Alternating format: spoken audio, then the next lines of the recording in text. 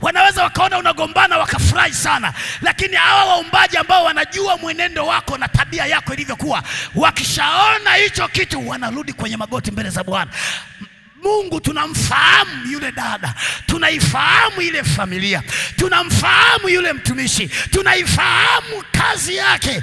Mungu leo amerudi nyuma. Tunaomba Bwana mfuatilie, fufua tena kile kitu ndani, kiinue tena kile kitu ndani. Wakiona ameanza kuja kanisani hata mara moja, wanaweza wasikwambie, wanakuja tu wanasema tumefurahi sana kukuona, alafu ameondoka. Akienda mbele za Bwana, Baba ninakushukuru, hata hatua tu ya kuanza kurudi kanisani, Baba asante. Kesho tena amerudi, baadaye unashangaa ameamua kujikabidhi moja kwa moja.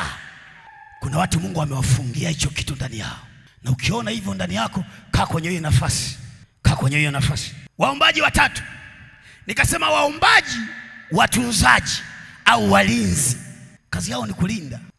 Unaelewa kazi yao ya waombaji watunzaji au walinzi? Kazi yao ni kulinda vile ambavyo Mungu ameviachilia visipotee. Hivi si unajua kuna maeneo mengine watu wanaweza kawa wanaomba karama na vipawa Mungu avinyanyue? Si unajua? Si unajua? Si unajua? Wanaweza hata kanisa zima limesema jamani tuombe Mungu anyanyue vipawa na karama. Wakaomba, wakafunga na kuomba.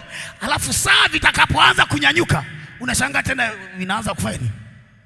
Kukanya, yani kama nguruwe anazaa vitoto, alafu kesho anageuka anaanza kufanya nini? Anaanza kufanya nini? Anaanza kula.